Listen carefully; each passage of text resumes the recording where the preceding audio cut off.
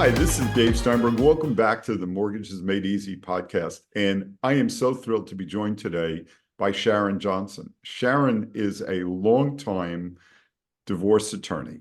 But unlike the reputation, she only has 10% shark, and 90% of her is just the most magnificent, wonderful human being.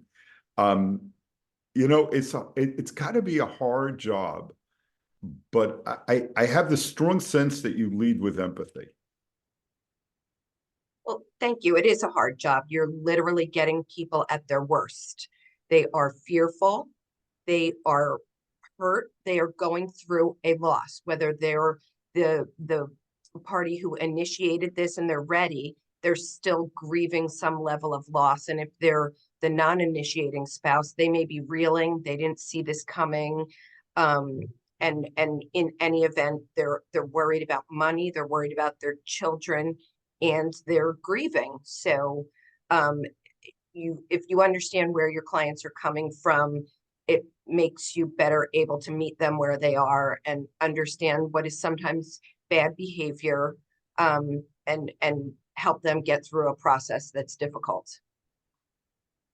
When we first spoke, you said that really people going through a divorce have two choices, right? They have sort of like a negotiated divorce and they have a litigated divorce. Can you tell me more about that? Yes, the two aren't always mutually exclusive, but because if you start with litigation, which is the filing of a complaint for divorce or an emergent application, you can always be running alongside it with alternative dispute resolution tools such as mediation or simply a conversation between the attorneys or a four-way settlement conference. But generally, you can start the process one of two ways. You can start it with a letter suggesting some form of alternate dispute resolution, or you can file a complaint and serve the other party. If you choose the alternate dispute resolution route, you can always litigate if it stalls. So I can send a letter saying, let's go to mediation, let's enter the collaborative divorce process, let's lock ourselves in a room and figure this out, and we take that as far as it can go, and often we settle the case then and there. It's just a matter of how many sessions it takes or which alternate dispute resolution tool we use. Tell me more about that. What do you mean by different tools? So there's we could do mediation, which is exactly that. We can I can send a client to the mediator with their spouse, even without counsel in the room. If I were to do that, I always recommend at least an hour or so of education beforehand, so you know what your alternative to that negotiated settlement would be and what your expectations should be going in there. Another method is simply a four-way settlement negotiation. We sit in a conference room with our two attorneys and two clients, and we figure it out. Sometimes we bring in an expert, such as a forensic accountant or somebody who has to value a business or do a cash flow analysis. By negotiating this rather than litigating it, we can also negotiate the process, and we can bring in anything that helps us get to the finish line in terms of a settlement.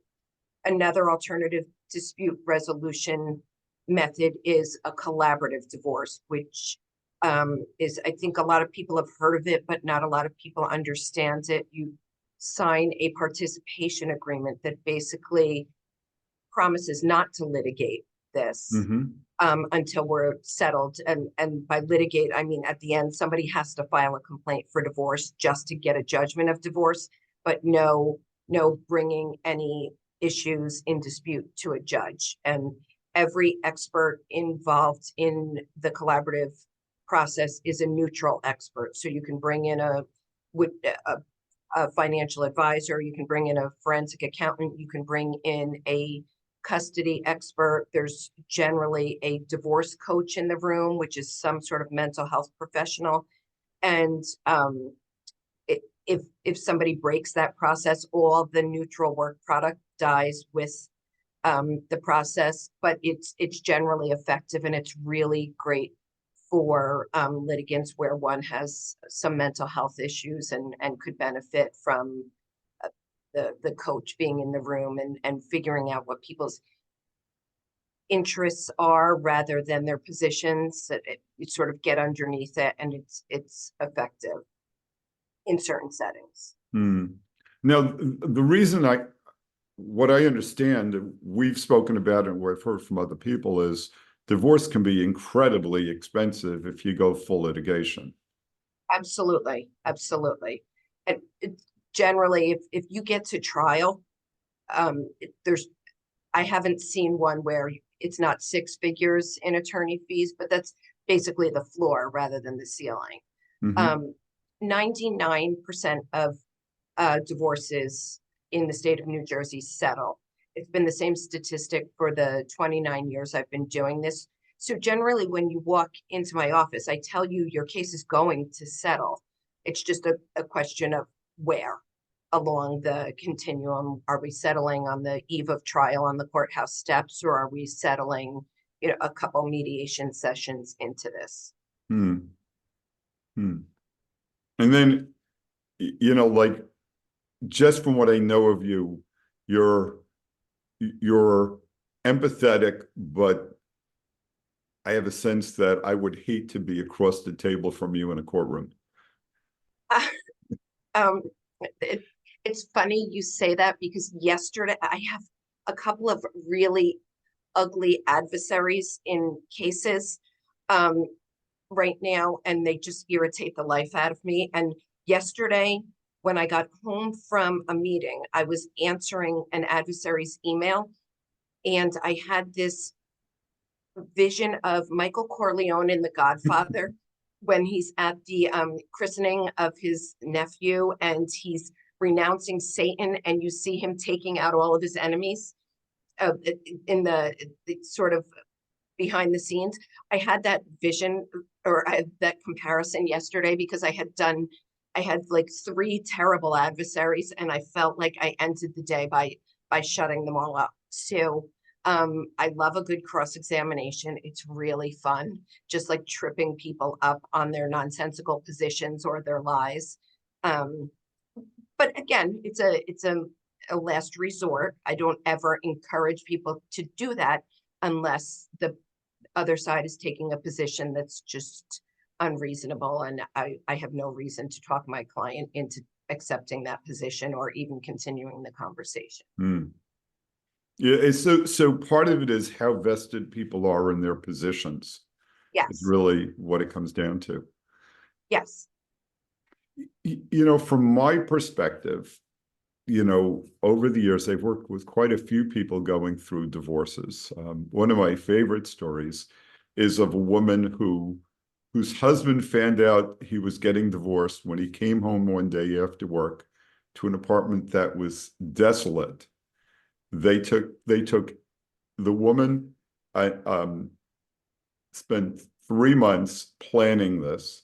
She applied. She came to me. She applied for a mortgage, and I felt like I was working at the CIA, because everything was done meeting in street corners. There was no emails. There were no phone calls. Everything was done, and she did it, executed in perfect secrecy. Not her staff, no one knew about this. And he came home, and she had bought another apartment, and all of her stuff was gone.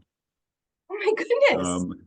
But so much of this is being properly coached. And I'd say, the number one mistake that I've seen over the years is that people who are undergoing a divorce don't separate their affairs early enough. Correct. I mean, it sounds kind of schmarmy to use the term divorce planning, but you really should control what you can before entering into the process. When you start the process and you get to court, a judge is going to want you to maintain the status quo while the divorce is pending. Create your own status quo before you file. Get to the reality you can live with for the next couple of months, couple of years, and protect yourself and separate to the extent you can. Get rid of the joint credit cards if you can. That's the best advice there is.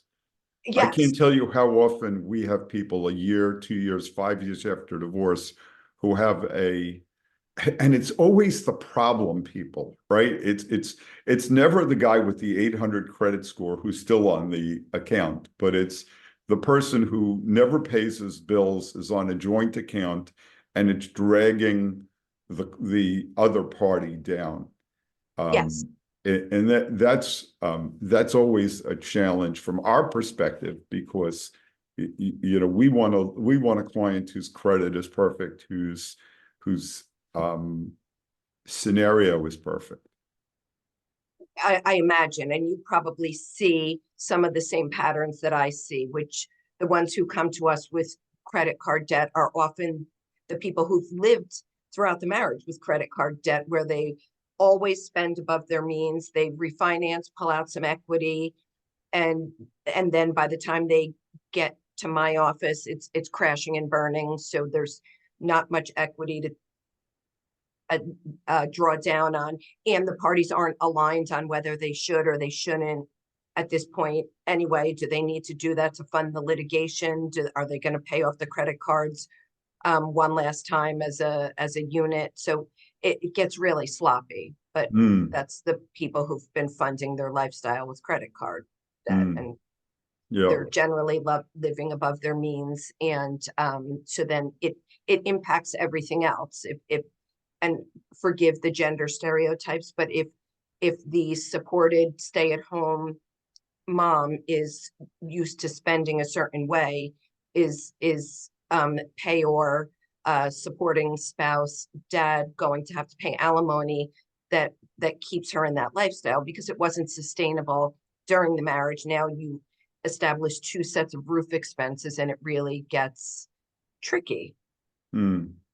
That's also the other thing, because sometimes you have people who can afford their lifestyle, and so then they each go off, they buy their own home, and the world's a beautiful place. But let's say in a marriage with 2 or 3 kids, the kids are elementary school, high school, they still have education left. There's a predisposition to want the kids to stay at least for some time in their home, and that creates all sorts of issues. How do you divide the homes? How do you fund the homes, etc.? Yes, it does create a lot of issues, and another wrinkle right now that I'm seeing on a regular basis is somebody wants to stay in the home, and the primary reason is to provide stability for the children at a time when they're going through transition already. But the other piece of it is, well, I have a 3% mortgage on my current home, so if I sell this and downsize at a higher interest rate, am I going to be paying the same amount for less home? So people are sometimes trying to assume the mortgage, or I'm probably using the wrong terminology there, but somehow keep the product that they have simply because they don't want to pay a higher interest rate. Right, even to stay in place. If divorce settlement would be to what the spouse with the children, I'm losing the word here. The spouse has custody over the children, if that spouse is going to remain in the house, then you will have to come up with an equitable solution for the two of them, because the other spouse will now need a home and may need equity out of the house, may need whatever, and that becomes like a chess game. Absolutely. It's a twofold problem because if I'm moving out of my home and I'm leaving my spouse there, one, I don't want to still be on the mortgage. Obviously I'm telling you stuff that you clearly know better than me, but I'm going to have trouble getting another mortgage if I'm still listed on my spouse's mortgage. And two, he may owe me some equity out of the home. So there's a refinance that's required for two reasons. And again, people are not loving it these days because of interest rates, especially if they have a product that, is the interest rate starts with a 2 or a 3. Yeah. Yeah. I bet you have some great war stories. Give us a war story. Tell Oh us. my goodness. Okay. Oh, I don't even know which direction to go in at this point. And I certainly don't want to talk about any current cases and put anything out there that would give my adversary any good ammunition or clues as to where I'm going with this. So let's So say, stop for a second. Do you want to take a minute? We can circle back to this, um, or we can ignore it. or no, I'm happy to do it as long as I'm not breaking any confidentiality. I'm So wondering, let's start again. So Sharon, in 29 years, I bet you have a couple of amazing stories that you could share with us. Give us one or two. okay, let's see. My first divorce trial was I was in my 20s, and it was a mother of 5 who was terrified to get divorced. Um, and she probably came in 3 times over the course of a year, um, because she knew she needed to be divorced, but she knew that it was going to get worse before it got better. Um, so we actually did go to trial in this case. That the husband was abusive physically and emotionally to not just my client, but all 5 of the kids. Controlling financially, like he had the like plexiglass locked box over the thermostat in the home, and kept it really, really cold in the house. He had the only key. So the kids would get up in the morning and get ready for school in the kitchen and turn the oven on and open it while they're putting on their makeup. He was also a hoarder, which that show wasn't on that many years ago, so we didn't know what to call it. But he had the equivalent of a 4-car detached garage filled with jars of like pieces of thread, like rusty screws. It was the most bizarre thing. But when I told my client she was allowed to empty that out for purposes of selling the house, not only did he lose his mind, but she found like $40,000 in cash in the garage. And so we ended up with a restraining order in the case, which I'm not making light of, but he needed to be out. And fast forward about a year, and he had 3 different attorneys. We had a trial, and she ended up with exactly what we asked for at trial. I think there were 13 points or forms of relief requested, and she was awarded each and every one of them. The husband went on to appeal it, and he used an excellent law firm. He really did, and they didn't do a bad job. So there was nothing appeal worthy in the trial, and I remain friendly with that woman to this day. I have represented one of her children in her divorce this many years later. And I see her on Facebook with her kids and grandkids, and she got to a much better place in her life, is what she wanted it to be when she came in nearly 30 years ago. And I know guess not that's the silver lining, yes, yeah, especially for someone like you who's been through it and who can sort of dissect it. That's the silver lining, because sometimes you can see someone with so much which was so much promise, and so wonderful a person who you could just see them blossom in your mind's eye. You can see them blossom if they're out of this oppressive kind of a relationship, especially an abusive relationship. Yes, yes. I so often run into clients years later, whether it's, um, when my kids were younger, I'd run into them at a sporting event or even in the grocery store. And years later, they're like 10 pounds heavier and look well rested. And they're like a completely different human than they were during the Mm, process or before the process, because mm, it's dreadful.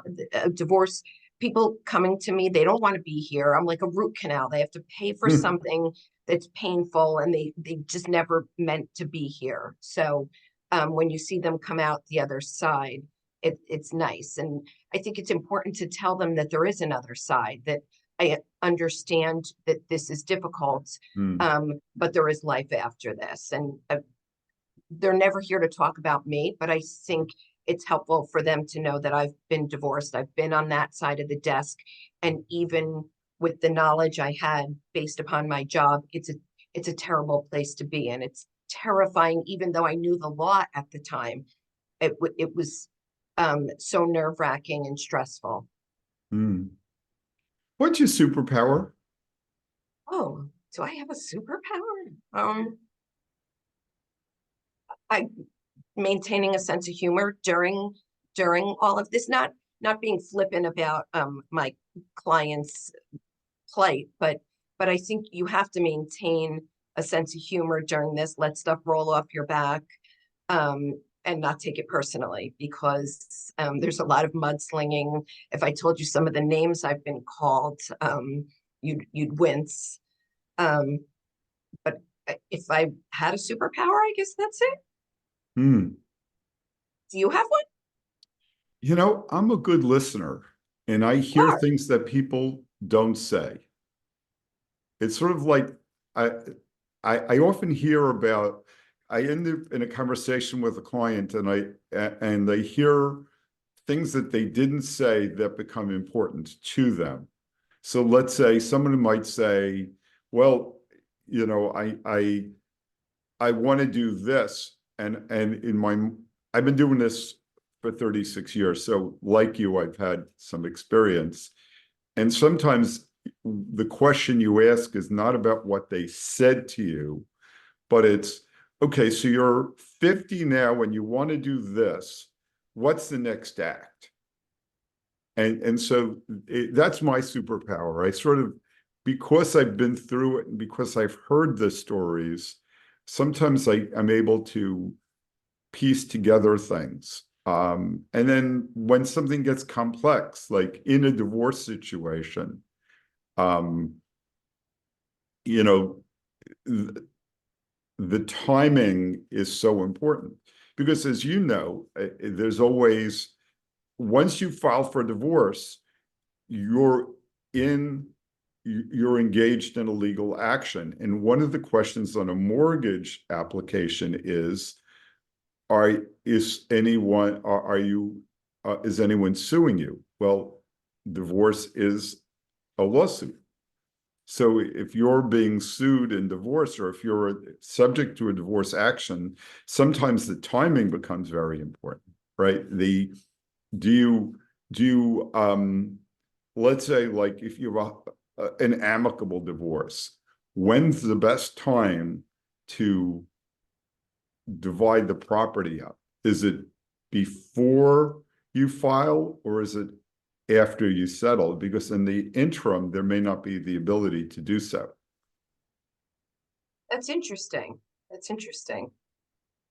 Um, we, I think, we're always anxious to hear from um, mortgage brokers, lenders, what they need us to do and how we can better effectuate what our agreements say. And one of the examples is, how long should we put in an agreement that the spouse buying out the other spouse needs to consummate the refinance? How many months do you want to see of an alimony payment before Mhm. you're going to be able to get approval? So we are always listening to people in your field because you help us draft better.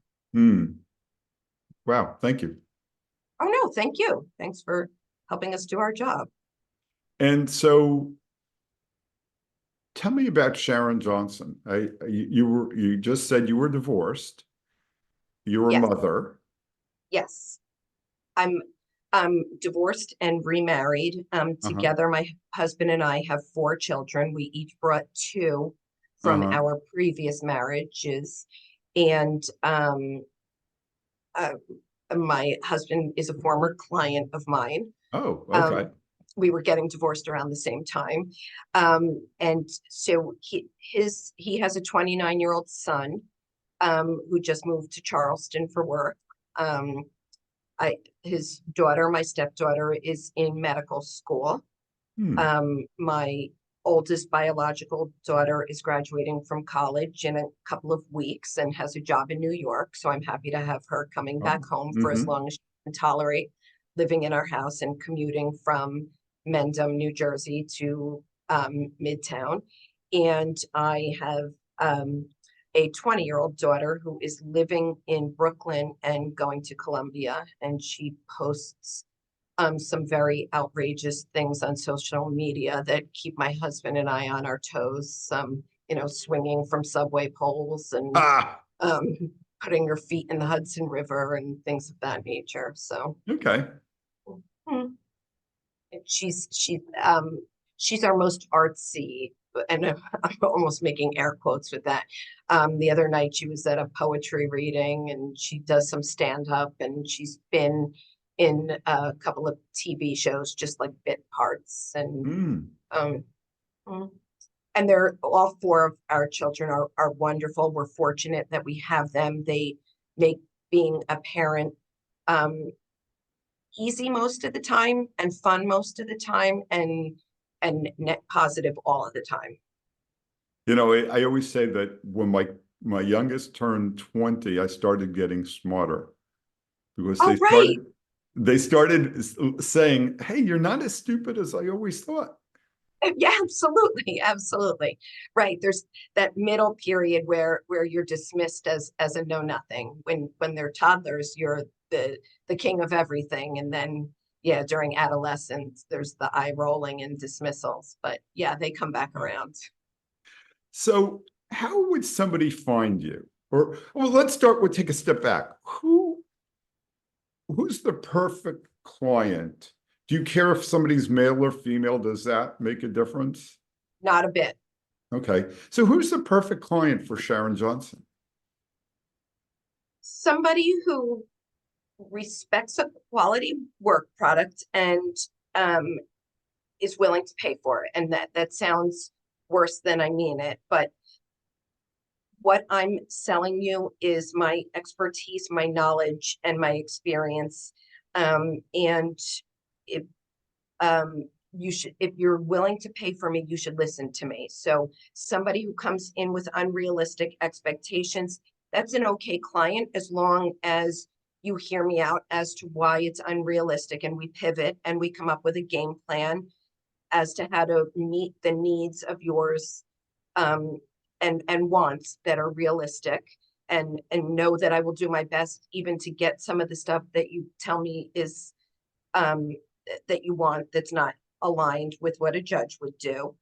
Um, Other than that, it's really I take them in all shapes and sizes. You don't have to be um, wealthy to come into my office because we can do this in a way that fits your budget. We can um, not cut corners that because I don't want to imply that I would give less representation to somebody with less money, but I can tell you to go home and have a conversation with your spouse at the kitchen table and come back to me and tell me what's the low hanging fruit? What were you able to do on your own? And then we'll find you where you are and deal with the last few issues. As you're saying that, I think about two things that where we align strongly. And the first, I'll go in the reverse order because we've done loans for people who are buying very small properties, $100,000 properties. And my feeling is that that person deserves the same. In fact, our catchphrase is that we treat everyone like they're a private banking client. And if, if some wealthy person were to go to his private banker, the level of service and the level of personalization that that person deserves is deserved by anyone who walks in the door or calls me on the phone. And I use a slightly different terminology about the clients, but I'll serve anyone who's willing to trust. For me, the big test is, are you open to trust? Because we trust our clients. And for example, one of the things that we do that's a little bit different is that we don't charge upfront fees. Most mortgage companies, if you ask for a credit report, you pay for it up front. If there's an appraisal required, you pay for it up front. We charge all of that at closing. So we're giving trust. And in return, we want people who are willing to trust. And if somebody's willing to trust, everything else we can bridge any gaps. Agreed. And I think that's nice that you lead and you say, here's what we're investing in terms of building the trust-filled relationship, and then it goes from there. So I think that sounds like a really smart approach. And yeah, I think in both of our sets of professional relationships, it's essential. I had a client recently say to me about the upcoming court appearance to do my best. And I was sort of outraged. I'm like, if you think I don't do my best every day, you need a different attorney. And I think people are so nervous. They say silly things, and but I meant it. I do my best every single day. So and I think we got through that okay. But it was strange to hear. It's probably just a turn of phrase, really. But yeah, like yeah, nerves too. yeah, yeah. Knock them dead. Just knock. Yeah, right. Something like that. Right. Yes. Sharon, this has been so much fun. I really, it's been great spending the time with you. I very much appreciate your taking the time out of your day. And how can people find you if somebody needs to consult with you? What's the best way for them to reach out to you? They can either call me or they can visit our website. Oh, great. So what we'll do is we'll post your website at the bottom here, and and people will be able to find you. And boy, this is just great. I so much appreciate having the opportunity to meet with you and spend this time. It's been a lot of fun. The pleasure's been all mine. Thank you for this opportunity to hang out with you.